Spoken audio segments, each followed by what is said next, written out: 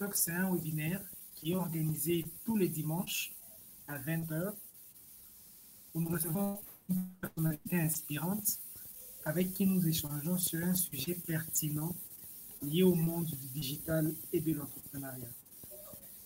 Alors, ça fait 11 numéros déjà. Nous avons eu à inviter à peu près jusque-là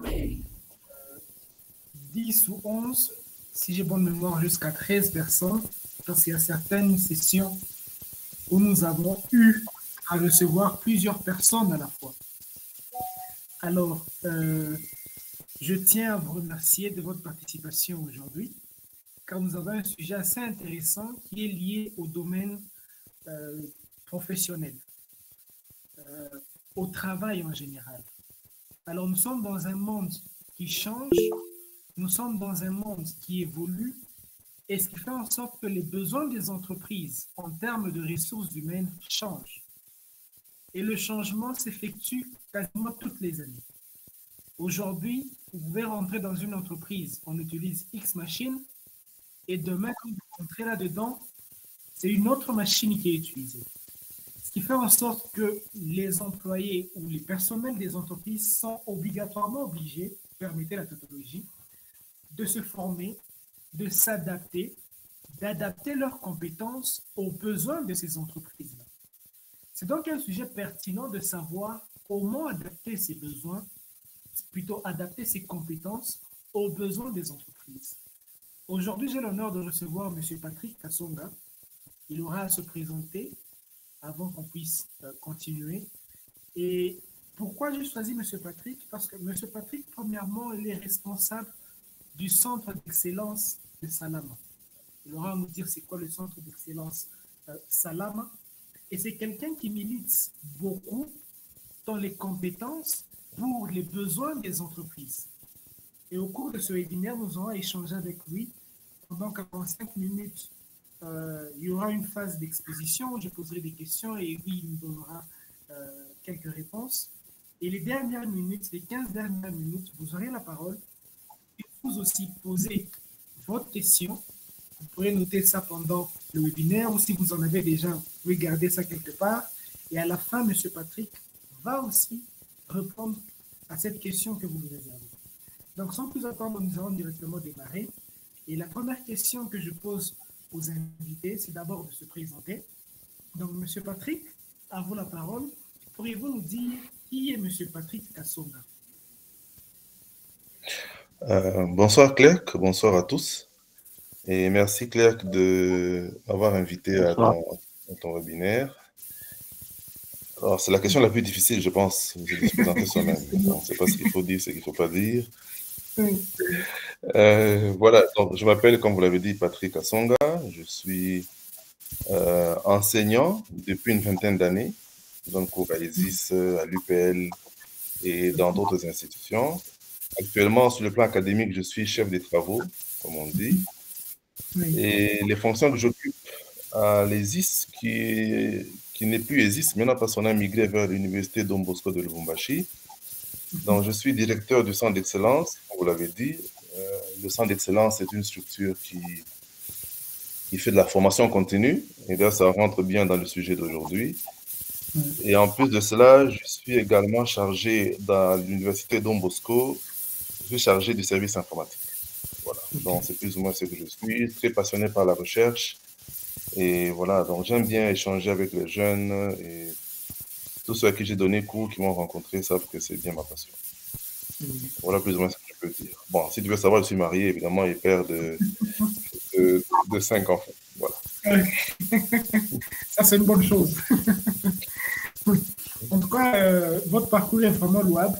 Pour éclaircissement, M. Patrick, pendant que j'étais encore étudiant à ESIS, a été notre secrétaire général académique.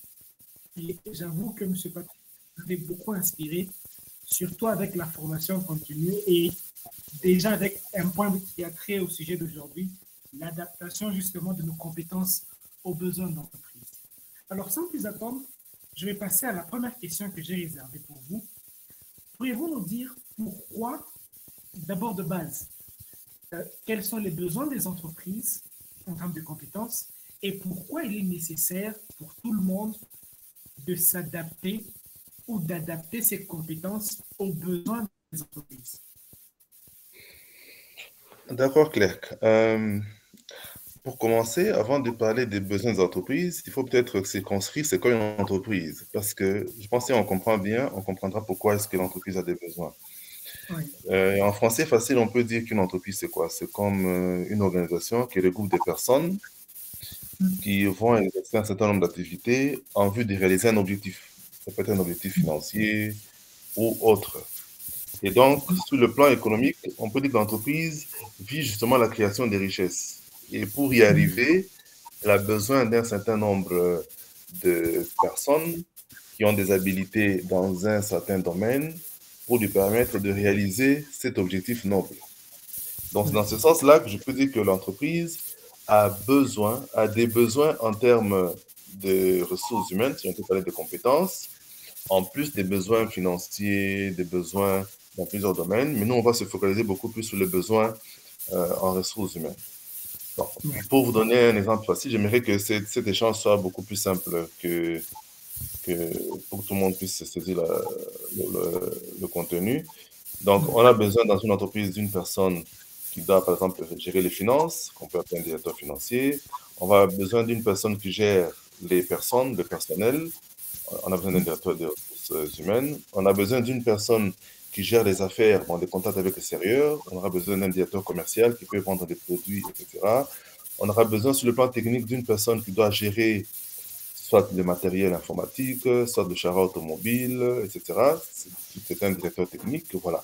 Dans l'entreprise, en fonction de ses objectifs et des activités, a besoin de certaines connaissances dans un domaine précis pour que ces compétences ou ces connaissances aident ces personnes à réaliser ces objectifs.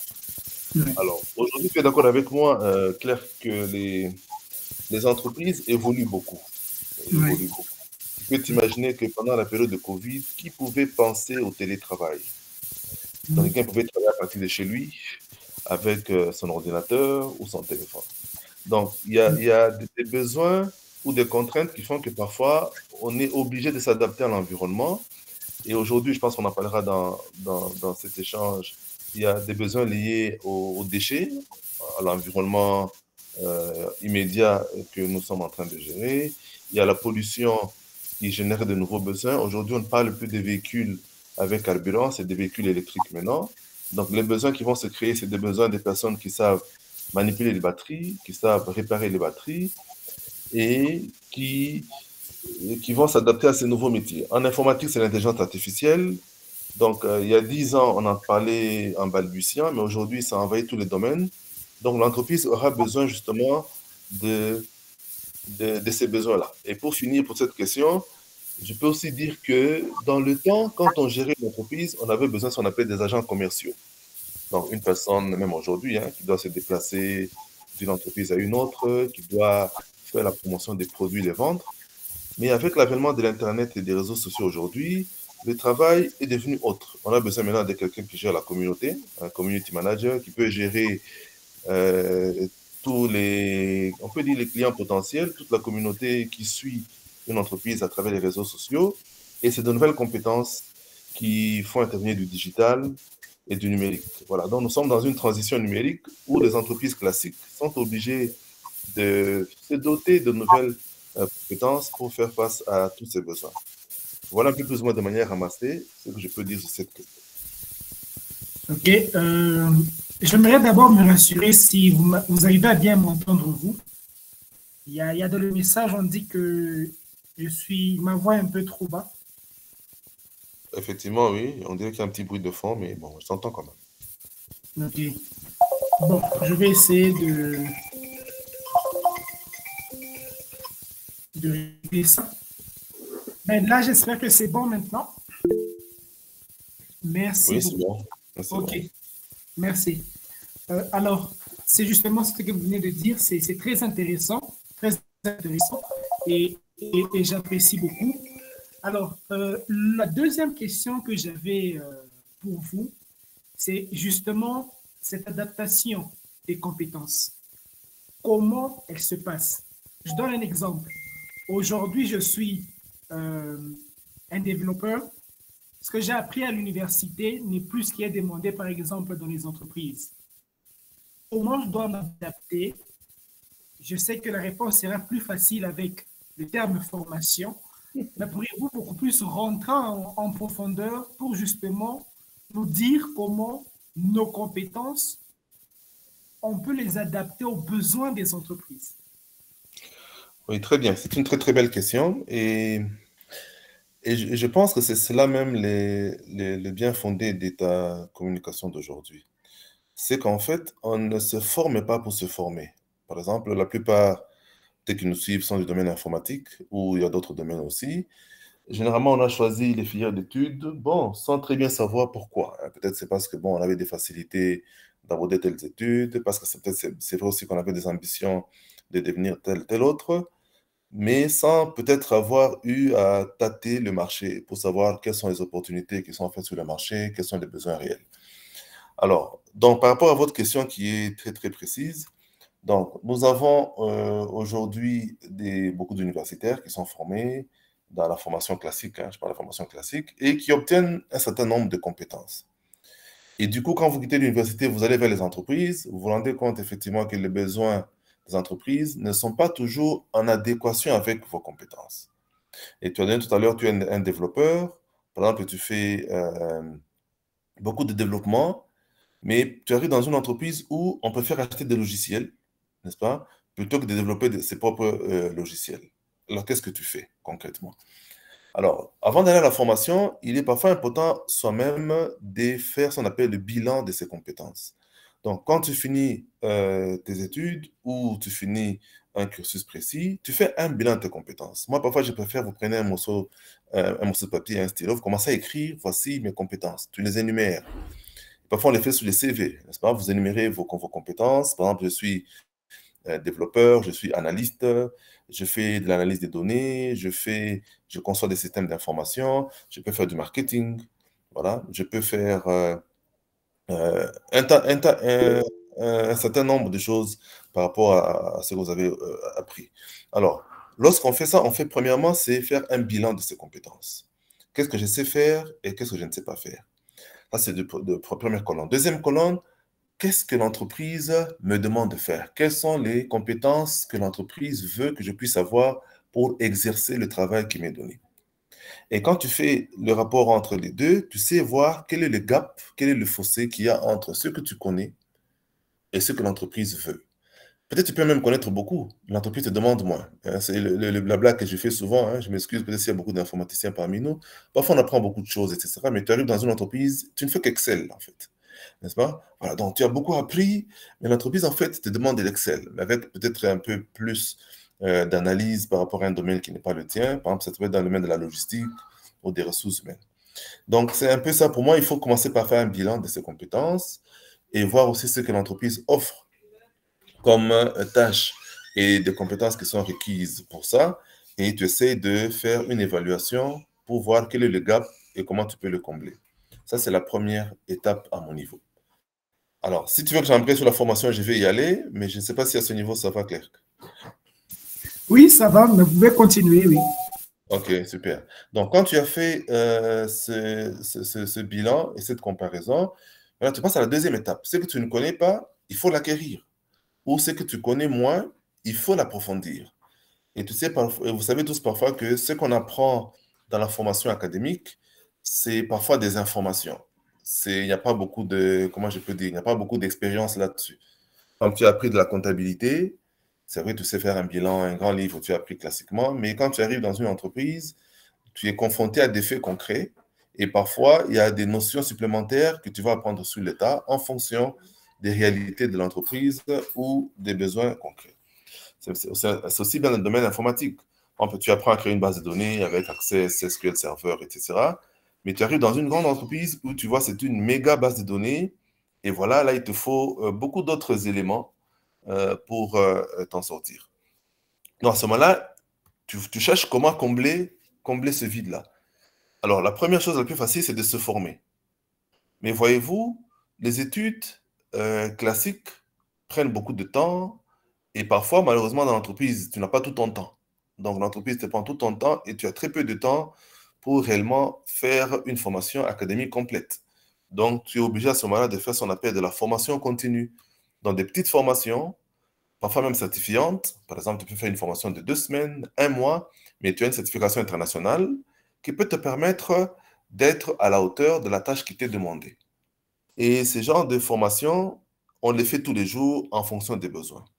Ça, c'est le premier niveau de la formation. Mais comme je viens de vous le dire, on arrive à ce stade si réellement on sait évaluer ce qu'on sait et ce qu'on ne sait pas pour essayer de combler les lacunes et d'essayer d'avancer. Donc, la formation continue reste pour moi une formation perpétuelle. Et pour te faire rire clair, que je pense, je vois ici quelques personnes que je connais, moi, chaque jour, je lis. Je continue à apprendre, etc. Par exemple, je vous informe, pour le moment, je suis en train de faire des cours de Cisco, vous imaginez. Donc, ce n'est pas parce que je manque de temps à faire, je n'ai rien à faire. Non, c'est parce que j'estime que par rapport aux besoins que j'aurai demain ou après-demain, il me faudra des notions approfondies dans tel ou tel autre domaine pour essayer d'être à la hauteur et d'être compétent. Parce que l'incompétence, en fait, ce n'est pas qu'on ne connaît pas l'incompétence, ce n'est pas le fait de ne pas connaître, mais c'est plutôt de connaître peu par rapport aux exigences du poste qui t'a été confié. Donc voilà un peu le premier niveau, c'est vraiment de se former. Mais avant de se former, il faut être en mesure de faire une introspection pour faire le bilan de ses compétences et aussi les niveaux de compétences qui sont requises pour essayer de combler le gap. Voilà plus ou moins le premier maillon que je te propose, Claire. Merci beaucoup pour cette réponse. Mais il y a une question qui m'est venue là. On est en train de parler des besoins des entreprises, ok? Je prends un cas, quelqu'un qui ne travaille pas encore, quelqu'un qui vient de finir ses études universitaires, ou quelqu'un qui a eu à travailler dans une start-up où, par exemple, les outils utilisés sont les outils que la personne a eu à apprendre, par exemple, à l'université. Alors, quel mécanisme il faut mettre en place pour savoir justement ou comment savoir les besoins des entreprises? Je donne un exemple. Récemment, même moi, ça fait 5 ans maintenant que j'ai quitté l'université, mais je suis arrivé dans une entreprise où je me suis retrouvé face à un cas que je ne savais pas. Moi, j'utilisais d'autres choses. Je me disais que j'étais au top de mon domaine. Mais j'arrive dans une entreprise, une très grande entreprise, je vois que mes compétences sont, je peux dire, à 40%. Donc, mes compétences répondent à 40% aux besoins des entreprises. Du coup, je me suis posé la question, comment rester à la veille des entreprises? Comment rester à la veille des besoins des entreprises, pour bien dire? Je ne sais pas si vous avez une réponse à ça. Oui, oui, c'est une bonne question. C'est vrai qu'il est difficile de connaître en détail les besoins d'entreprise. Déjà, les entreprises, comme je vous ai dit, sont en perpétuelle mutation, technologique, organisationnelle ou environnementale. Donc, c'est que parfois, c'est difficile de le connaître. Mais en fonction des postes qui sont offerts, il y a plus ou moins une certaine, pas standardisation, mais une certaine information transversale pour la plupart des entreprises. Par exemple, pour aller dans les détails, c'est qu'un directeur des ressources humaines sait plus ou moins ce qu'il doit faire, du moins sur le plan général. Et puis après, chaque entreprise a ses besoins concrets. Par exemple, il faut utiliser tel outil informatique ou tel logiciel ou telle procédure. C'est aussi le cas des IT. Dans les entreprises, les IT, on sait plus ou moins c'est quoi le travail d'un IT. Les entreprises ont leurs traditions, ont leurs besoins, ont parfois leurs technologies auxquelles elles sont très liées. Donc, à ce moment-là, toi qui arrives dans l'entreprise, par rapport aux exigences de ton poste, tu peux être au courant, à ce moment-là, des besoins que l'entreprise requiert pour ce poste-là. Et d'ailleurs, généralement, même dans les offres, si vous lisez les offres des entreprises par rapport à un poste donné, on décrit les exigences du poste. On vous dit ce qu'il faut avoir comme qualification, mais aussi ce qu'il faut avoir comme expérience, et aussi comme compétence. Donc, à ce moment-là, tu as l'information. Mais à l'avance, c'est parfois difficile de le savoir, sauf si, évidemment, tu restes à l'écoute, tu restes connecté avec certaines personnes qui sont là-dedans. Je crois qu'on verra un point tout à l'heure, c'est le réseau. Donc, il faut vraiment rester branché parfois pour savoir quel est le besoin que l'entreprise offre. Mais de manière générale, on sait que pour tel poste, voici plus ou moins les besoins. Mais si ce sont des besoins qui sont technologiques, par exemple, les besoins du genre, il faut maîtriser tel logiciel ou tel autre logiciel, ça, parfois, sont des besoins ponctuels pour lesquels on peut s'adapter assez facilement. Et là, il y a deux possibilités. Soit c'est l'entreprise, tu peux faire la demande toi-même à l'entreprise d'accroître tes compétences. Ce n'est pas que tu n'as pas de compétences, mais si tu les as à moitié, l'entreprise peut, à partir de ce qu'on appelle une gestion prévisionnelle des emplois et compétences, dont l'entreprise peut te permettre d'évoluer ou de monter en compétences. Ou alors, à ce moment-là, de l'autre côté, c'est toi-même, tu te dis, j'accuse certaines lacunes par rapport à mon poste, par rapport à mes compétences, il faut que je puisse les combler. Donc, je pense de ce côté-là, généralement, c'est quand on est dans l'entreprise ou quand on lit les offres qu'on sait vraiment voir quel est le besoin en compétences de l'entreprise. Avant de finir la réponse à cette question, je prends aussi le cas des entrepreneurs, parce que je sais que parmi nous, il y a des entrepreneurs. Tu crées tes propres activités. Et je prends l'exemple de toi, Claire, hein, même si c'est un mauvais exemple. Voilà, tu as ta propre structure, tu as commencé par être développeur. Aujourd'hui, tu es chef d'entreprise. Donc, du coup, il y a des compétences que tu dois acquérir. Tu dois avoir des compétences en management, il faut connaître un peu de comptabilité ou un peu de gestion financière, un peu de marketing ou gestion commerciale. Donc, tu es obligé de te mettre à jour un peu de gestion des ressources humaines aussi, pour essayer d'être à la hauteur de la tâche qui t'est demandée. Donc, voilà plus ou moins comment je comprends la question. Évidemment, on va s'enrichir avec d'autres personnes. Si jamais il y a des réponses, on peut nous écrire en commentaire. Hein. On peut toujours s'enrichir mutuellement. Merci beaucoup. Une autre question, c'est que nous avons d'habitude du mal à nous adapter. Okay? À nous adapter, pourquoi? Par exemple, quand on s'habitue, il y a certains métiers, quand vous vous habituez et que la tâche devient assez facile à faire, vous voulez faire une mise à jour. Pourquoi? Parce que quand vous faites une mise à jour, vous avez du mal où il y a un relâchement au niveau de votre productivité. Une tâche que vous pouvez faire dans 5 minutes, mais quand vous faites une mise à jour, vous passez à 10. Pourquoi? Parce que vous n'avez pas encore bien assimilé ce que vous venez d'apprendre.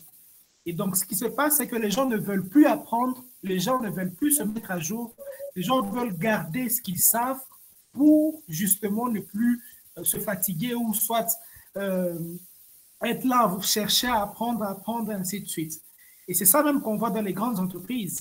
Pas ça, la Gécamine, par exemple, le vieux papa qui utilise encore de vieilles technologies. Il ne change pas même jusqu'à, prenons le cas d'un ordinateur, il préfère rester sur Word 2003 parce qu'il comprend mieux Word 2003. Alors pour ce cadre de personnes-là, ces types de personnes-là, quel est le conseil que vous pouvez leur donner pour les pousser en fait à évoluer et non à rester sur les bases? Parce que les gens se limitent, ok, j'ai un boulot, j'ai mon 1000 $, c'est bon, je reste dans ça. Quel conseil vous pouvez les donner avec le monde qui évolue, qui change tout le temps, pour qu'ils puissent s'adapter et continuer à évoluer? Alors, ça, c'est un cas général qui concerne la RDC, hein, parce que quand on voit même dans les entreprises publiques, pour ne citer que celle-là, c'est vraiment un cas sérieux.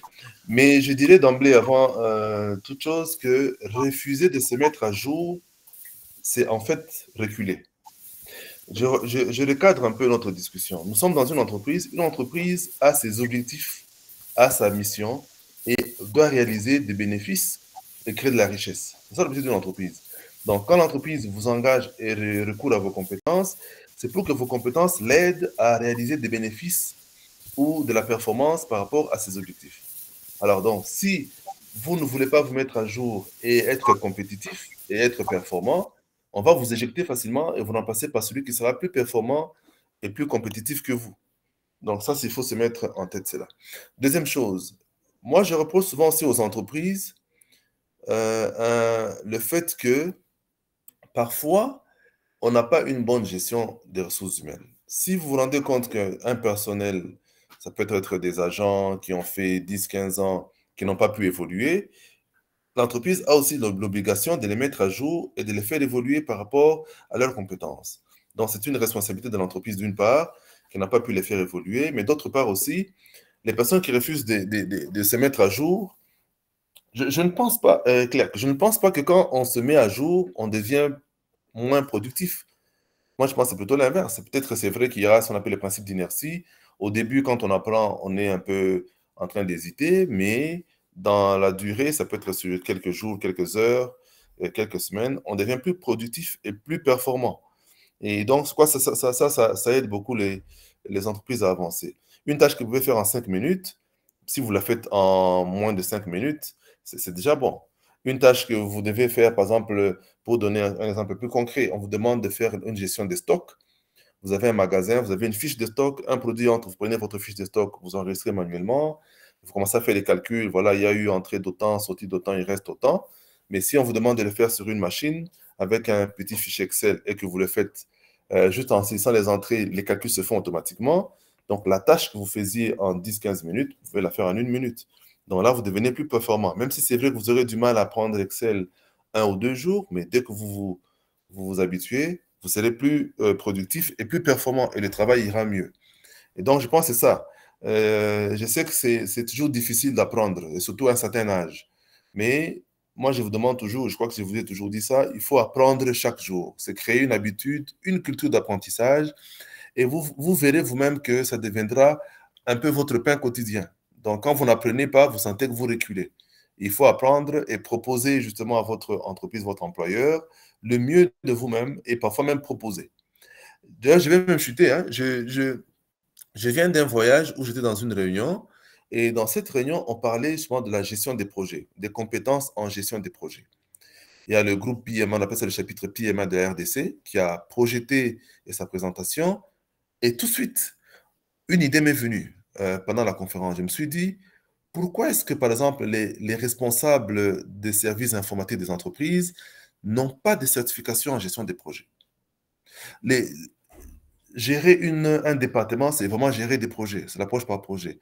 Et donc, moi, je pense que si j'étais un manager d'entreprise, une grande entreprise aujourd'hui, j'exigerais quand même une certaine compétence lorsqu'on veut devenir manager dans le service informatique, c'est d'avoir une compétence approuvée internationale qui est transversale en gestion des projets. Ça permettrait en fait de ne pas tomber dans le laxisme ou dans les habitudes qui ne font pas toujours avancer les entreprises. Voilà ce que je peux dire clair là-dessus. Donc, ne pas apprendre, c'est reculer. Il faut apprendre chaque jour et se mettre chaque jour à jour pour essayer de donner le meilleur de soi-même et faire avancer l'entreprise qui a des objectifs très, très précis. Oui. En tout cas, merci beaucoup pour cette réponse. Et vous parlez de management. Une question m'est venue à l'esprit. Aujourd'hui, je dirige une équipe. J'ai besoin d'un conseil de votre part. Comment je peux mettre en place une culture pour permettre à mon équipe d'apprendre, disons, périodiquement pour que je puisse être beaucoup plus productif? Avec la technologie d'aujourd'hui, est-ce que vous connaissez quelque chose que je peux mettre en place pour justement suivre de plus près la formation de mes employés ou de mon équipe pour les permettre en fait de rester compétitifs dans ce qu'ils font? Oui, très bien. Alors, comme manager d'entreprise, justement, il faut avoir des outils qui permettent justement aux managers de faire évoluer en compétences leurs agents, n'est-ce pas? C'est ça qu'on appelle la gestion prévisionnelle des emplois et des compétences. On appelle ça GPEC, n'est-ce pas? Donc, en fait, comme manager, il faut anticiper de manière préventive vos ressources humaines en fonction des contraintes, soit de l'environnement, soit de vos choix stratégiques, de ce que vous visez devenir demain. Donc, vous-même, déjà au départ, vous devez dire, voilà, je donne un exemple, 10 agents, tel, il fait ceci, tel, il fait ceci, mais par rapport à l'évolution du marché et à ce que j'ai comme projection, j'aimerais qu'ils soient en mesure de faire ça, ça et ça. À ce moment-là, vous faites ce qu'on appelle, bon, on appelle ça le plan de carrière, mais ici, ce n'est pas tellement un plan de carrière. Vous projetez en fait les compétences de vos agents et vous voulez les aider à y arriver. Alors, est-ce qu'il y a des outils? Moi, personnellement, je n'ai pas un outil précis ici, mais si vous faites votre plan de carrière ou par agent, vous faites votre gestion prévisionnelle de l'emploi et des compétences de votre personnel, vous serez en mesure justement d'anticiper et même l'avenir. Je, je suppose que vous êtes beaucoup plus dans les développements logiciels ou dans les services informatiques. Dans 5 ans ou dans 3 ans, allons un peu plus près ici, ce sera quoi l'informatique de demain? Vous imaginez un tout petit peu. Dans 5 ans, dans 10 ans, ce sera quoi l'informatique de demain? Je sais qu'on sera envahi par l'Internet des objets, par l'intelligence artificielle, etc. Donc, il faut déjà se projeter et dans cet environnement où il y aura non seulement de nouveaux métiers qui vont naître, parce que c'est sûr que le numérique nous apporte beaucoup de nouveaux métiers, mais aussi pas des métiers qui vont disparaître, mais il faudra se reconvertir à de nouveaux métiers. Donc, par rapport à ça, je pense qu'il faut carrément faire votre gestion prévisionnelle. Il y a des outils un peu plus détaillés. Je crois que je vais en trouver un que je pourrais même t'envoyer après l'émission ou après notre discussion plutôt, qui peut te permettre justement d'anticiper à cela. Donc, il faut vraiment, comme manager, anticiper parce que gérer, c'est prévoir.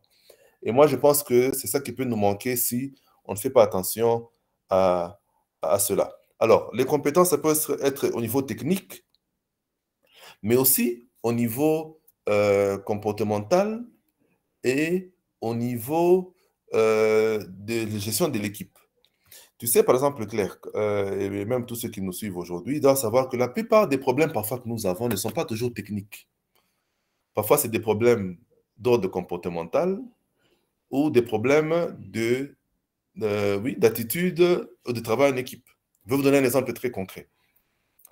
Ici, à Lubumbashi, pour avoir, quand vous avez une parcelle, vous voulez avoir un certificat d'enregistrement, n'est-ce pas? Pour votre parcelle, ça vous prend combien de temps pour l'avoir? Ça peut vous prendre 6 mois, une année, n'est-ce pas? Alors qu'il suffit que les services des cadastres se mettent d'accord pour que ce travail ne vous coûte qu'une semaine ou 48 heures ou 2 semaines ou 10 jours à la limite. Ça signifie qu'on va utiliser les mêmes personnes, on va utiliser toujours les mêmes cahiers, les mêmes stylos, mais on va faire le travail en moins de temps. Donc ça, ce n'est plus un problème technique, ça devient un problème comportemental. Et donc, c'est pourquoi quand je te parle de faire de la gestion prévisionnelle, en fait, les compétences, c'est bien, mais aussi, il faut aussi mettre les gens dans un environnement qui peut les stimuler à apprendre et à chercher. Et donc, pour cela, moi, je demande la meilleure façon de traiter euh, le personnel et de les pousser à être plus compétitifs, c'est plutôt non seulement de les pousser à la compétence, ce qui est déjà bon, mais aussi de les mettre dans un environnement serein qui peut les motiver et les stimuler à aller de l'avant. Faire des essais de team building, ça permet déjà de créer une ambiance amicale, faire des sorties, des réunions, etc., qui n'ont rien à voir avec le travail, créer une ambiance. Moi, vous voyez, par exemple, des entreprises, quand c'est l'anniversaire de quelqu'un, on lui offre un petit gâteau, on lui fait une petite surprise. On peut afficher sur les statuts de plusieurs agences son nom. Voilà, c'est ton jour aujourd'hui, joyeux anniversaire. On peut publier l'employé du mois, etc. Ce sont des petites choses, en fait, qui créent une certaine motivation et qui peut pousser les gens à créer plus de compétences que vous n'imaginez. Voilà ce que moi, je pense comme petites astuces qui peuvent vous aider à créer une ambiance d'équipe au sein de votre structure. Oui. En tout cas, merci beaucoup pour votre réponse. Alors, nous allons finir par la dernière question. Je pense que c'est même la plus grande question. Comment rester compétitif sur le marché du travail aujourd'hui? Oui, alors quand tu m'as envoyé le sujet justement, d'ailleurs, si tu lis très bien ton sujet, c'est adaptation des compétences aux besoins changeants des entreprises, et puis tu as posé la question, comment rester compétitif? Alors, dans ton sujet, il y avait déjà une partie de la réponse, n'est-ce pas? Donc, il faut adapter les compétences aux besoins pour rester compétitif. Alors, moi, au lieu de donner des formules magiques, je vais plutôt donner des astuces et des petits conseils, n'est-ce pas, qui peuvent aider tous ceux qui nous suivent à rester compétitifs face aux besoins changeants. Je n'ai peut-être pas parlé beaucoup des besoins changeants, parce que les besoins des entreprises sont liés soit à la technologie. Vous voyez que la technologie évolue aujourd'hui et ça peut faire basculer beaucoup les besoins des entreprises. Ça peut être aussi des besoins liés aux contraintes organisationnelles, n'est-ce pas? Aujourd'hui, on voit de plus en plus, il y a des nouvelles structures qui naissent, des startups, n'est-ce pas? C'est une nouvelle appellation des entreprises un peu plus souples que les entreprises classiques. Et avec le système OADA, il y a de nouvelles formes d'entreprises. Donc, ce sont des besoins organisationnels qui font que même les compétences au niveau des agents peuvent changer et aussi des besoins liés à l'environnement. C'est ce que j'ai dit tout à l'heure. Alors, comment rester compétitif? Moi, je vais vous donner une série de 4 ou 5 petites astuces qui peuvent vous aider à être compétitif. La première astuce, c'est il faut chaque jour faire ce qu'on appelle de la formation continue. Première astuce. Il faut améliorer ses compétences. Et comme je le disais, il faut prendre cette habitude et se dire, voilà, c'est comme une habitude que je me crée. Qu'est-ce que j'apprends chaque jour? Qu'est-ce que j'obtiens chaque jour de plus par rapport à ce que je connais. Parce que sur le marché du travail, c'est d'abord être compétitif par rapport à son secteur, les exigences du secteur. Il faut rester en veille, comme tu as dit, actualiser les compétences. Et avec l'Internet aujourd'hui, il y a beaucoup de formations gratuites en ligne. Il y a beaucoup de séminaires comme celui-ci. Il y a beaucoup d'informations qui sont véhiculées à travers des réunions, etc. Donc, il faut vraiment améliorer ses compétences chaque jour par des séminaires, par des activités d'apprentissage. Ça, c'est la première astuce que je peux vous donner. La deuxième astuce, et non la moindre, il faut apprendre beaucoup de langues. Il faut apprendre beaucoup de langues. Aujourd'hui, ça ne doit pas être un problème de parler anglais, logiquement. Au 21e siècle, aujourd'hui, en 2023, à l'aube de 2024, les langues doivent être pour nous un atout majeur pour acquérir davantage des opportunités en termes de compétences. Donc, il faut apprendre beaucoup de langues, l'anglais. Celui qui il y a beaucoup de temps, il peut apprendre le mandarin. Donc, aujourd'hui, les Chinois sont un peu partout et ont beaucoup d'opportunités. Donc, si tu connais, tu sais parler le mandarin, tu auras beaucoup de facilité pour entendre ça. Ça peut être aussi l'espagnol, etc. Donc, il faut quand même apprendre beaucoup de langues. Ça nous permet d'être un peu plus ouverts, un peu plus cultivés. Ça, c'est la deuxième astuce. La troisième astuce que je peux vous donner aujourd'hui, c'est d'acquérir une certaine expérience professionnelle particulière dans un domaine précis. Imaginez par exemple que vous acquérez une expérience que tout le monde n'a pas. Donc, vous avez une compétence qui est recherchée et que tout le monde n'a pas. Ça fait que, au lieu que vous cherchiez par exemple de l'emploi, l'emploi va commencer à vous chercher. Parce qu'en fait, vous avez ce que tout le monde n'a pas. Donc, il faut parfois faire ce genre d'expérience. Je vais vous donner un exemple concret. Aujourd'hui, un domaine qui pollue beaucoup l'environnement, c'est l'informatique. L'informatique, parce que imaginez les ordinateurs que nous jetons, qu'on n'utilise plus. Ça pollue l'environnement terriblement. Donc, si vous acquérez une compétence dans la gestion des déchets informatiques, c'est un exemple que je donne, hein, je n'ai pas dit que je ne sais même pas si ça existe, dans la gestion des déchets informatiques, je pense que dans toutes les entreprises où il y a la gestion de l'environnement, vous serez capable justement de proposer une expertise que tout le monde n'a pas dans ce domaine. Que tout le monde n'a pas dans ce domaine. Donc, il faut acquérir parfois des expériences professionnelles dans des domaines particuliers que tout le monde n'a pas. On peut faire des stages pour acquérir des compétences particulières, et ainsi de suite. Alors, la quatrième astuce que je vous donne, c'est évidemment ce que tout le monde doit soupçonner, c'est de rester en réseau, rester connecté, rester en réseau.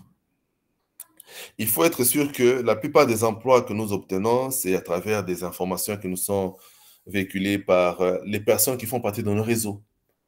Le réseau aujourd'hui reste, je peux dire, une source d'alimentation, de beaucoup d'informations et de beaucoup d'opportunités en termes d'emploi. Je pense que vous en savez tous quelque chose. Il faut rester connecté, avoir de bonnes relations professionnelles, ne pas gâcher une seule relation parce qu'elle peut toujours payer demain ou après-demain. Et je peux donner une cinquième astuce pour finir. C'est aussi une expérience, je peux dire, travailler dans un milieu hétérogène. Tu peux être en informatique, mais tu peux aussi vouloir apprendre un peu de droit. Hein. Je vous donne un exemple. Hein. Et pour faire rire, hier, j'étais dans un jury pour un travail de fin de cycle. Une personne parlait, c'était quoi le sujet? Je crois que c'était la version, non, la gestion des actes de naissance, la gestion numérique des actes de naissance, en fait. La personne voulait gérer non, les actes de mariage, voilà, au format numérique. C'est quoi le but? C'est, voilà, au lieu qu'on commence à émettre tout le temps du papier pour les actes de mariage, on peut créer une application web. Les personnes peuvent, après avoir contacté le mariage, peuvent recevoir leurs documents directement en ligne, de par où ils sont. Une institution peut vérifier si réellement la personne a déjà contracté un mariage ou pas, etc. Et j'ai dit à cette personne, mais pourquoi tu n'as pas géré plus du mariage? S'il s'agit du mariage, il faudrait aussi gérer les cas de divorce, par exemple. Et pour faire un divorce, ce n'est pas la commune qui gère le divorce, c'est plutôt le tribunal. Pourquoi tu n'as pas réfléchi pour faire une communication entre la commune et le tribunal pour vérifier réellement que si le mariage est valide ou a déjà été cassé par un jugement sur ce mariage ou pas. Donc voilà, donc parfois c'est intéressant de faire une gestion, une incursion dans d'autres domaines qui ne sont pas les vôtres. Comme toi, Claire, qu'aujourd'hui tu es dans le management. Donc, tu seras obligé de faire un peu des ressources humaines, qui n'est pas ton domaine de départ. Il y a des personnes parmi nous qui ont fait de l'informatique, mais qui se retrouvent à la logistique, qui se retrouvent à la comptabilité, etc. Donc, c'est parfois bien d'apprendre d'autres domaines qui ne sont pas les vôtres. Ça permet d'être un peu plus compétitif par rapport au marché de l'emploi qui s'offre devant nous. Voilà, Claire, je ne veux pas être un peu plus long, mais je pense que ce sont les 5 astuces que moi je peux proposer pour être un peu plus compétitif sur le marché de l'emploi. En tout cas, merci beaucoup, Monsieur Patrick. Alors, j'ai épuisé mes questions. Donc, je vais passer aux questions des participants qui sont en train de nous suivre là. Alors, je vois déjà les mains qui sont levées. C'est trop chaud aujourd'hui. Ok, ça fait déjà 3 mains qui sont levées. Je vais donner la parole à nos participants. Je vais commencer avec Monsieur Yann Ngoussou. Et après, ça sera M. Hubert et M. Didas. Donc, M. Yann, pourrez-vous donner votre question? M. Patrick, vous allez répondre. Et après, on va prendre M. Hubert. À vous, M. Yann. Ah, ok, merci. Bonsoir à tous, j'espère que vous m'entendez. Oui, on vous entend. Ok, en tout cas, déjà, je vous remercie pour cette présentation et pour ce webinaire. Et je vais aller rapidement pour ne pas être long. Je voulais revenir sur un aspect que M. Patrick a soulevé. C'est un exemple que je suis en train toujours de me faire parfois. Peut-être je me dis, en termes de formation continue, si je suis... C'est une question à laquelle je réfléchis. Enfin, je suis un technicien dans une entreprise et que je connais une promotion. Je dois gérer une équipe et je me vois en train d'aller plutôt dans les fonctions managériales que des fonctions techniques. Alors, dans quelle direction je peux le plus orienter mes formations? Est-ce que je dois carrément arrêter mes formations techniques ou que je dois continuer à faire les deux, sachant que le temps n'est pas vraiment mon allié? C'est ce que je voulais vraiment savoir à ce niveau. Merci. Je ne sais pas si ma question est claire, sinon je reprendrai. Non, Yann, c'est très bien. Merci. J'ai bien écouté ta question et elle est très, très, très capitale. Alors, je pense que quand tu as une promotion, tu deviens manager. En fait, en réalité, tu accèdes à une nouvelle couche en plus de ta couche technique. Donc, moi, je pense qu'il ne faut pas abandonner tes notions techniques parce que, dans tous les cas, ce n'est pas la fin de ta carrière, hein. Demain, tu peux changer d'entreprise ou tu redeviens dans le domaine technique. Donc, il faut plutôt toujours te perfectionner dans ton domaine technique. Mais cette fois-là, tu deviens un manager. Il faut acquérir des compétences et des attitudes managériales. Et là, absolument, il faut se former, Yann. Il faut se former. Et les formations sont des formations, formations continues. Donc, généralement, ce sont des formations qui peuvent te prendre 1 heure par jour ou par semaine, 30 minutes, etc. Donc, ça ne pèse pas trop. C'est vrai que ça pèse par rapport à tes nouvelles fonctions, tes nouvelles charges. Mais si tu veux te former et être à la hauteur, je pense qu'il faudra absolument te mettre au diapason. C'est la première orientation. La deuxième orientation aussi, il faut parfois se faire coacher. Dans la formation, ce n'est pas seulement suivre des cours, mais tu peux avoir un mentor, un coach qui t'accompagne dans l'exercice de nouvelles fonctions. Donc, ça peut être de l'accompagnement ou du coaching. Et parfois, là, c'est plus relax et ça te demande un peu moins d'efforts, mais tu seras à mesure d'exercer tes fonctions sans difficulté. Donc, il faut garder les deux, Yann. Il ne faut pas abandonner un côté parce que la vie continue. Ok, merci. Cela me permet de poser une dernière question, si vous le permettez. Moi, en tant que manager ou je gère une entreprise, comment est-ce que je gère mon budget sur le plan, je ne sais plus comment vous avez appelé ça, le budget qui me permet de former mes employés alors que certains démissionnent. Comment est-ce que je peux mettre une technique ou une façon de gérer les formations de mes employés qui démissionnent, sachant que moi, je dois les former, je dois avancer. Comment est-ce que je gère ça? Ok, Yann, il faut savoir que toutes les entreprises ont un budget de formation. toutes les entreprises généralement ont un budget de formation. Il suffit que tu, comme manager, tu fasses un diagnostic des besoins en compétences par rapport à ton secteur. Je donne l'exemple, si tu es IT manager, tu dis, voilà, j'ai besoin que mes gars puissent être certifiés, par exemple, en Windows Server 2019, n'est-ce pas? Tu mets ça dans ton budget et d'autres éléments. Tu soumets aux ressources humaines qui vont planifier pour l'exercice suivant la formation dans ce domaine. Ça se fait généralement comme ça. Et dès qu'on approuve, tu peux lancer les formations. Et ça se fait généralement à la fin de l'exercice, tu lances ton budget pour l'exercice suivant. Ah, ok. Merci beaucoup, en tout cas, M. Patrick. Merci beaucoup, M. Yann, pour la question. Merci beaucoup, M. Patrick, pour la réponse. Je suppose qu'elle a été bonne et elle a plu à M. Yann. Alors, on va passer à M. Hubert. M. Hubert, vous pouvez poser votre question. Ah oui, bonsoir. Bonsoir, M. Hubert. Oui, moi, c'est Hubert depuis Goma. Je serai très, très bref.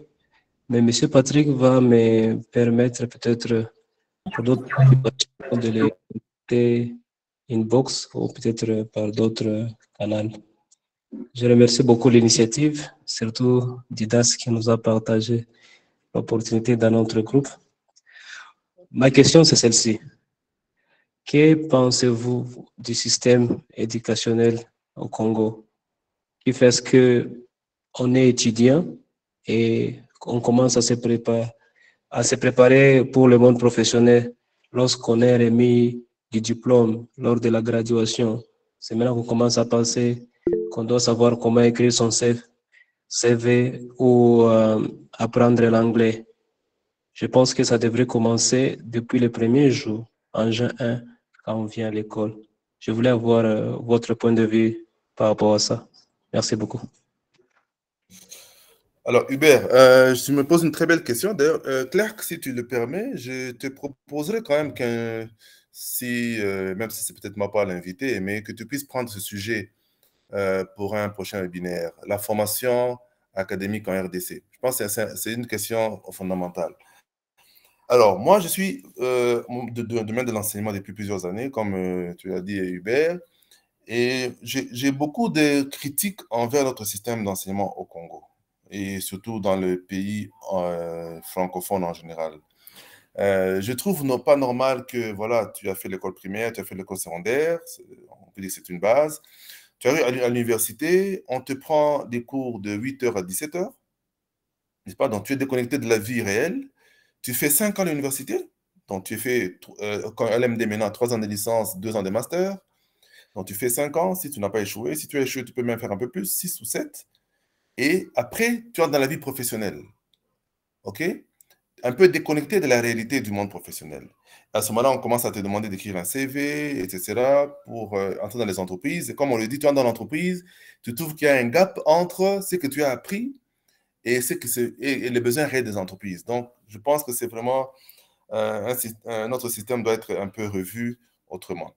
Donc, il y a des choses quand même, comme tu le dis, qu'on doit apprendre rapidement, comment écrire un CV, comment créer son profil, comment se vendre, comment faire de l'entrepreneuriat. Déjà, ça doit s'apprendre même au niveau secondaire parce que, logiquement, à mon avis, dès que tu as fini, tu as atteint l'âge adulte, tu peux travailler et tu étudies à ce moment-là pour combler les gaps, enfin, pour combler les besoins que tu as, les lacunes que tu as face aux besoins de l'entreprise qui t'offre. Effectivement, tu vas me dire, voilà, les entreprises qui exigent un certain niveau universitaire avant d'être embauché. Je suis tout à fait d'accord, n'est-ce pas? Mais à ce moment-là, il faudra quand même étudier et atteindre ce niveau-là pour avoir des besoins. Donc, je trouve que le système éducatif congolais a un peu ces difficultés-là. Peut-être pour aller rapidement une minute, c'est que quand j'ai compris en fait qu'il y avait un gap entre l'enseignement universitaire et la vie concrète, j'ai avec un ancien étudiant de mon institution, de Salama de Lubumbashi, on a créé un programme qu'on appelle BAS 30. Le programme, en fait, c'est un programme de mentorat. Donc, tous ceux qui ont fini les études, comment est-ce qu'ils abordent la vie professionnelle? Donc, on veut combler les lacunes entre la vie académique et la vie professionnelle. Donc, on les accompagne pendant quelques mois avec des mentors, un système de mentorat, où on les coach pendant 6 mois à peu près sur certains outils pratiques de la vie professionnelle, à partir desquels ils peuvent facilement, soit nous-mêmes nous les insérons dans les entreprises, soit nous les poussons à créer leurs propres entreprises, afin qu'ils soient un peu plus utiles à la société par rapport à ce qu'ils ont appris. Donc, tout à fait d'accord. Ta question, en fait, pour moi, c'est une interpellation que notre système éducatif nous offre, certes, des compétences et des diplômes, mais je ne pense pas que c'est ça qui va développer notre pays. Je pense qu'il faut changer de mentalité, d'attitude, et que nous-mêmes, nous en prenions conscience et que nous puissions faire valoir les diplômes que nous obtenons. Ça, c'est mon point de vue personnel, Hubert. Je ne sais pas si j'ai répondu à ta préoccupation, Hubert. Merci beaucoup. Mais voilà, vous allez me permettre, Claire, de vous contacter après sur LinkedIn ou Facebook pour continuer la discussion. D'accord, j'ai laissé mon adresse email dans les messages, comme ça, si vous avez besoin de m'écrire, vous pouvez me contacter. D'accord. Monsieur Didas est encore là? Je ne sais pas s'il est là. Oui, je suis là. Oui, parce que question, et puis après, on va prendre Monsieur Jonathan pour la dernière question. Voilà, vous m'écoutez? Oui, on vous suit. Okay. Voilà, merci Claire. Oui, merci Claire, merci Monsieur Patrick Kasonga. Bonsoir à tous. Alors, je m'appelle Didas, ancien de Salama. Je vous capte depuis Nairobi, Kenya, et je suis développeur logiciel chez Andela, États-Unis. Alors, Monsieur Patrick Kasonga, j'ai voulu savoir, en fait, quels conseils donneriez-vous aux personnes qui souhaitent changer de carrière ou se réorienter professionnellement pour acquérir les compétences nécessaires et rester compétitive sur le marché du travail en évolution. Par exemple, moi qui avais fait télécommunications et réseaux à ISIS, actuellement, je me retrouve en tant que développeur logiciel. Vous voyez un peu, alors je ne sais pas si vous avez capté ce que je veux dire par là. En fait, c'est un peu ça ma question. Oui. Alors, oui, Didas, je n'ai pas bien suivi la question, mais j'ai compris qu'en fait, tu demandais qu'est-ce que je peux conseiller si quelqu'un veut changer de métier, en fait. Justement, oui, c'est ça. Parce que actuellement, il y a beaucoup... Oui, alors, je vous écoute. Oui, je t'entends, oui, j'ai très bien compris, oui. Ok, merci. Alors, je disais, je crois que j'ai oublié même, dans les astuces que je vais vous donner, je vous donne aussi une manière flexible, la flexibilité. En fait, comme tu as dit toi-même, Didas, les entreprises aujourd'hui ont de plus en plus de besoins et il y a de nouveaux besoins qui naissent, même de nouveaux métiers qui sont en train de naître. Donc, vous pouvez finir vos études en informatique, mais vous ne verrez pas toujours en informatique. On peut vous envoyer au service commercial, on peut vous demander de travailler dans les ressources humaines, vous devenez manager demain, ou directeur général d'une entreprise, ou directeur de marketing. Voilà, donc il faut être capable d'être flexible et de vous adapter aux nouveaux besoins. Bon, en général, moi, je trouve que la flexibilité, en fait, c'est quoi? C'est non seulement, en réalité, vous ne changez pas de métier, mais vous ajoutez des compétences supplémentaires par rapport à vos compétences classiques. Et moi, je pense que c'est un atout. Vous devenez plus riche et vous avez plus d'expérience et vous comprenez plus facilement les problèmes que d'autres personnes qui n'ont pas pu faire cette transition. Je pense que la transition, elle est importante. Il ne faut pas hésiter, Didas. Moi, je vous conseillerais de le faire. Et d'ailleurs, je continue à dire jusqu'aujourd'hui que les gens qui sont les plus compétents, même ça peut paraître contradictoire, sont les gens qui sont plus polyvalents. Parce que quand vous êtes plus polyvalent, en fait, vous êtes capable de vous adapter facilement à l'environnement et il suffit carrément à ce moment-là d'approfondir les compétences dans votre nouveau domaine. Voilà.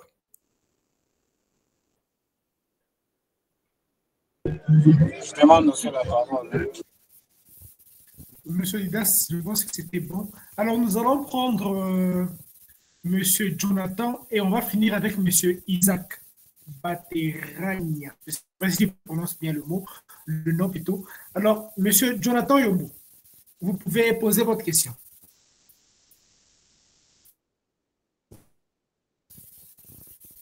Monsieur Jonathan, vous êtes là?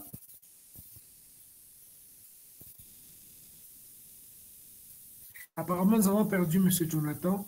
M. Isaac, vous pouvez poser votre question en attendant que M. Jonathan par contre. Bonjour, je dis bonsoir. C'est Isaac Bateragna. Comment? Je voulais juste demander quelques questions. De ma part, je suis encore étudiant, encore en D6. parce que je suis encore nouveau dans ce groupe, je peux dire cela. Alors, comme étant comme étudiant encore un 2-6, disons, je voulais juste te demander si nous autres nous sommes considérés ou comment nous allons procéder par cette initiative. C'est juste ça, je voulais juste quelques éclaircissements. Merci.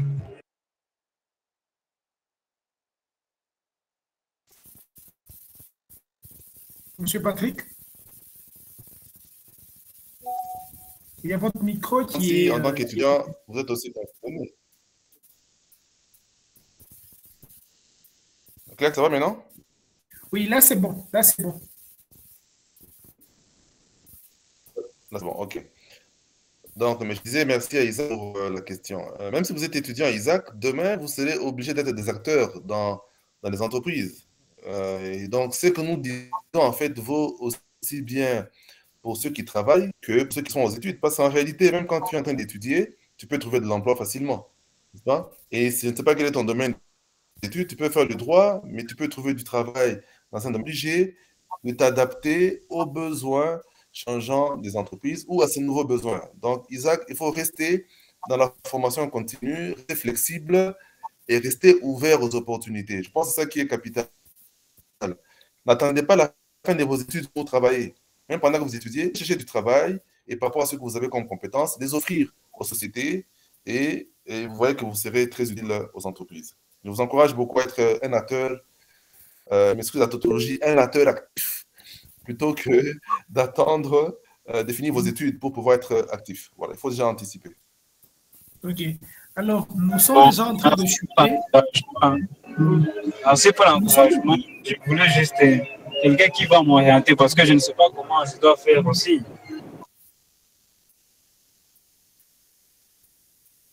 Alors, Monsieur Isaac, au besoin, il y a Monsieur Patrick qui a laissé son adresse email dans le chat. Vous pourriez lui laisser un message, comme ça vous pouvez continuer par après. Alors, nous allons prendre deux dernières questions. Nous allons prendre on va prendre Monsieur Placide Loupete et aussi Monsieur René Mutondo. Les deux dernières questions. Alors, on commence avec Monsieur Placide. Monsieur Placide, vous êtes là? Oui, Monsieur Claire, merci beaucoup pour la parole. Je ne sais pas si vous m'entendez. On vous entend parfaitement. Oui, merci. Ma préoccupation par rapport à cette séance d'aujourd'hui s'adresse à M. Patrick. J'aimerais savoir, comme vous avez donné l'exemple des agents qui travaillent à la GECAMIN et qui utilisent encore des anciennes technologies, que pouvez-vous conseiller à un agent qui est là et qui veut toujours s'adapter? Donc, il fait la veille technologique, mais lui se retrouve un peu bloqué parce que les technologies qu'ils sont en train d'utiliser sont des anciennes technologies et que lui, peut-être, aimerait travailler dans une entreprise qui est à jour avec les nouvelles technologies. Est-ce que cette personne, en tant qu'agent, il peut laisser les métiers là lorsqu'il travaille à la GECAMIN pour aller trouver un autre emploi ailleurs, ou soit il peut toujours proposer à l'entreprise, et même si l'entreprise n'arrive pas à s'adapter à ses besoins, il donne ses propositions et dit que les technologies que nous utilisons ne sont pas des technologies qui sont à jour, mais nous nous voyons en train de faire la routine alors qu'il y a de nouvelles compétences qu'on peut acquérir par rapport aux nouvelles technologies. Que conseilleriez-vous par rapport à cet agent? Je ne sais pas si ma préoccupation passe bien. Merci. Alors, merci beaucoup, Placide. J'ai bien suivi votre question. Et elle est bonne. Et d'ailleurs, il vous a même donné une partie de la réponse vous-même. Voilà. Donc, disons que il faut savoir que les entreprises n'adoptent pas les nouvelles technologies par plaisir, en fait. Non, non. Les entreprises ont un objectif, ont un budget. Si c'est nécessaire d'acquérir une nouvelle technologie pour mieux réaliser les objectifs, l'entreprise va l'acquérir. Mais si elle estime avec les technologies qu'il y a, elle sait déjà, comment je peux dire, atteindre ses objectifs, elle ne va peut-être pas adopter de nouvelles technologies. Mais par rapport à vous qui êtes là-dedans, dans une entreprise, on ne travaille pas seulement pour de l'argent, non. On travaille aussi pour s'épanouir, pour créer beaucoup de relations. Aussi, pour acquérir de nouvelles compétences aussi. Donc, si dans l'exemple que tu donnes, quelqu'un qui ne s'épanouit pas dans une entreprise trouve une opportunité ailleurs où il peut mieux s'exprimer en termes de compétences, je pense qu'il pourra carrément faire de la mobilité. Il se déplace vers l'entreprise où il peut mieux s'exprimer et peut-être où il y a aussi une meilleure offre. Je pense que beaucoup d'IT sont dans ce groupe ici. Dès qu'il y a une opportunité ailleurs où on peut être un peu mieux traité et apprendre un peu plus, on n'hésite pas à se déplacer. On ne va pas non plus exiger à une entreprise d'acquérir des technologies alors qu'elle n'a pas un budget pour ça ou elle n'en trouve pas l'opportunité. Donc, il faut parfois être à l'écoute des objectifs et aussi essayer de voir l'environnement dans lequel on est. Voici comment je peux répondre à M. Placide. Déjà, votre proposition est bonne, c'est d'aller ailleurs là où tu peux t'exprimer, mais il faut aussi tenir compte de ce qu'on t'offre comme salaire, de l'environnement qu'on t'offre et aussi de beaucoup de paramètres pour bien prendre cette décision-là. Voilà comment je peux répondre à la question. Okay. Merci beaucoup, M. Patrick, pour cette réponse. Merci aussi à M. Placide pour la question. Alors, M. René, vous êtes là? J'ai vu votre main qui était levée. Oui, bonsoir Claire, bonsoir M. Patrick. Bonsoir. Oui, merci. Je suis content de participer à ce webinaire que vous avez animé aujourd'hui et de réécouter encore votre voix, ça fait longtemps. Alors c'est peut-être pour moi, ce n'est pas une question, mais juste un partage d'expérience. On a beaucoup parlé de la reconversion comme informaticien. Comment on peut gérer ces temps de reconversion vers un autre métier un peu plus facilement. Alors, pour moi, juste après les études à Salama, il m'est arrivé de commencer une autre formation en gestion des projets, une petite certification qui m'était tombée dessus et une opportunité qui était supportée par quelqu'un. Alors, je m'étais vite rendu compte que les domaines qui nous conviendraient le plus rapidement comme développeur, ce serait peut-être les domaines de gestion des projets, quoi. Et après la formation, j'avais aussi une opportunité de mettre rapidement en pratique, travailler dans le même domaine. Ça passait très vite du tic au tac, quoi. Je me suis rendu compte que quand vous menez un petit projet de création d'un logiciel, toutes les étapes que vous suivez, en fait, ça vous permet d'acquérir un peu une certaine expérience que vous pouvez transposer facilement dans la gestion d'un autre projet, quoi. Et moi, je suis parti de la gestion des projets, je suis revenu dans le développement web, je suis reparti dans le data, je suis parti même en logistique, gestion des projets logistiques aussi. Et aujourd'hui, je suis revenu encore comme analyste des données. Et chaque fois, quand je fais un travail de gestion des projets, je me retrouve un peu dans ma peau et disons un développeur, quoi, hein, avec des connaissances un peu plus pratiques des développements et ça marche très bien. Donc, la reconversion par rapport à l'expérience des Didas qui est partie des télécoms vers développeur web, je pense que notre reconversion, elle peut être assez aisée s'il y a déjà une certaine formation a priori. Ça dépend de comment tu négocies la fonction ou le poste que tu vas assumer pour pouvoir acquérir déjà une petite formation ajoutée à tes compétences. Voilà, merci. Merci beaucoup, monsieur René, pour votre rapport, combien pertinent. Merci beaucoup à tout le monde. Nous sommes maintenant à la fin de ce webinaire, combien riche, combien important. Je suppose que cela a eu à donner à plusieurs beaucoup d'informations, beaucoup d'astuces qui vont vous permettre demain, déjà le lundi demain, à vous améliorer dans vos activités. Car c'est ça même l'objet de ce webinaire. Nous sommes là, en fait, pour partager des informations, échanger, voir comment nous pouvons nous améliorer de façon simple, en parlant avec des personnes comme M. Patrick, bien casé dans ce qu'il fait, dont j'ai l'honneur de recevoir ce soir. Monsieur Patrick, je tiens encore une fois à vous remercier d'avoir accepté cette invitation et de partager avec nous ce soir. Merci beaucoup. C'est moi qui vous remercie, Claire, que je remercie tous les participants. J'aimerais bien placer un tout petit mot pour finir, c'est que, en fait, la formation que nous acquérons chaque jour, en plus de la formation académique que nous avons reçue, c'est une valeur ajoutée. Donc, dites-vous à partir d'aujourd'hui que chaque jour qui passe, chaque semaine, chaque mois, qu'est-ce qui s'ajoute à mes compétences classiques pour que je sois plus compétitif? Et quand c'est diversifié, ça donne plus de chances d'être compétitif sur le marché. Voilà mon dernier petit mot. Et les petites astuces, on ne manquera pas de les partager toujours et toujours. Voilà. Merci beaucoup. Merci beaucoup, M. Patrick. Alors, merci à tous. Je me présente encore une fois pour finir. Moi, je suis Claire Ngonga. Je suis chargé des opérations de l'entreprise Tulidia. Nous sommes dans le développement de logiciels et dans le marketing digital. Nous aidons les entreprises à s'améliorer avec des outils digitaux sur mesure. Donc, n'hésitez pas à m'écrire LinkedIn, Facebook et tout, je suis presque partout. Et je suis là pour répondre à tous les besoins. Le webinaire, il évolue. Il y a une question qui fera sûrement objet de sujet. Monsieur Patrick, merci de me l'avoir recommandé. Sûrement que ce sera toujours avec vous que nous aurons à faire cette session-là. On verra comment programmer ça. On verra comment programmer ça pour que ça puisse être toujours bénéfique pour ceux qui nous accompagnent, qui participent à ce webinaire.